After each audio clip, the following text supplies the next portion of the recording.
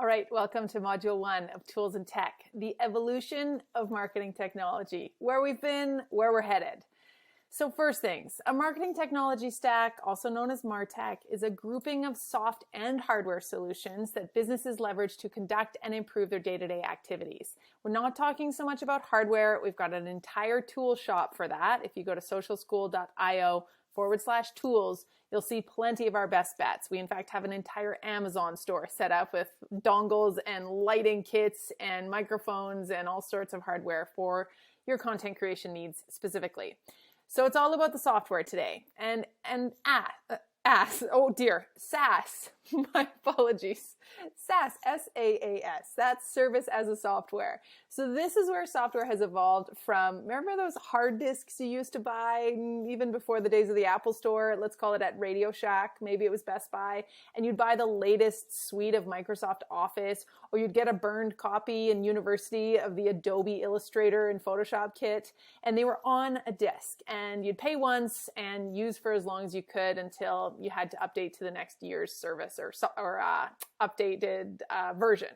But now what software companies have done is they've encouraged us or forced us to subscribe. So there's no such thing as a hard disk anymore. There's no DVD you can burn with the program and put it onto your desktop computer.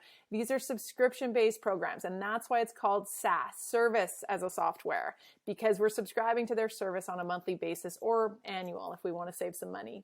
So you'll see that the SaaS landscape has changed a lot and is going to continue to. We know that we're trying to impact our marketing program and our company as a whole by choosing the right ones. But the bottom line here is that we have to understand our business goals first and foremost. And those have to also coincide with those of our users. What are they trying to do? What problems do they need us to solve? And then how are we stepping in to do so in a way that, of course, drives our revenue and sales and business goals? Beyond that, what is going to help our team or ourselves if we're a solo? How is this going to make our lives easier and start to automate or simplify some of the day-to-day tasks that we do that can start to make it feel like, again, we've got this team of employees because we've got a social media automation tool and some kind of chatbot and some other kind of help desk or article hub or whatever it is that we're needing some support with. It's sort of scaling our business operations, moving from handshakes and phone calls and one-to-one physical interactions to something that's far more digital and, build once, sell, or show often, as so many of these processes do for us. But no matter how good we think a technology or a certain specific piece of software will be, it won't fix a broken plan. That means if you don't have a social media strategy in place, or you don't have a website that you're really proud of and that's functioning properly, don't go adding chatbots and widgets to it.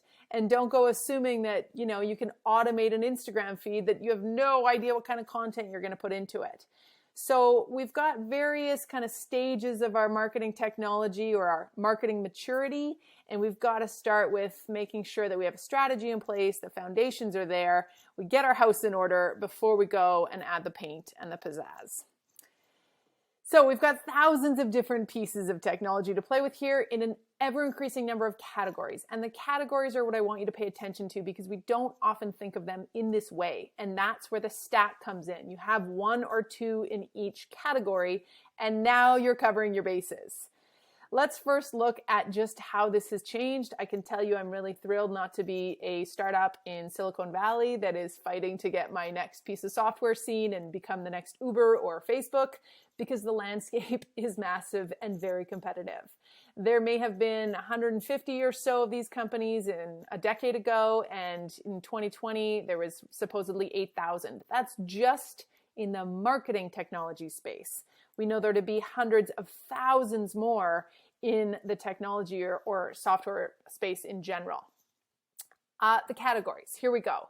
If you think about where they fall in, we're going to talk about first things on this chiefmartech.com, who actually runs something called the Stacky Awards every year, where you submit your stack like a super nerd and you try to win based on your use cases and end results. But either way, this is an incredible site that tracks this kind of thing. So they've divided up the categories into advertising and promotion, content and experience. So think about your social feeds and how people are interacting with you and feeling and receiving your promotions. Social and relationships, same thing, but maybe a bit more contesting or interactivity. Commerce and sales, data management, on and on and on. And then, of course, subcategories within those big ones as well. Is there some overlap? Of course, absolutely. So it's estimated that there will be close to 1 million software companies or SaaS companies by 2027. That's pretty insane. Will they all survive? Absolutely not. Will they all cost money? No, but do they hope to? Probably. But an enormous percentage of these, as I mentioned, are in the marketing and digital space. So the latest here in April 2020 that I could find from chiefmartech.com puts it at 8,000, and their categories, as I mentioned, have changed over time too. So where does this leave us? Well, with a strong need to reverse engineer that need and those use cases, and then really discerningly activate the ones that we know to be tried and true. This is where we come in for you. And this is where I can tell you that I have wasted, again, no shortage of time and money trialing and testing. And as I often say to people when they say, hey, have you heard about that new blah, blah, blah, that new Google Analytics replacement, or that really cool new social media automation tool that also does TikTok? I'm like, you know what? I'm at a point now where I have to say no, because every time, unless it's really good or unless I have a use case or a need or a gap, but every time I trial something, it is like 7 days of my life that I don't get back, or 14 hours of wrestling with it, setting it up, telling your team about it, seeing if you can kind of customize it, and then deciding if it works for you. And beyond that, sometimes you're signing into contracts or you're investing in an annual plan that you can't get back.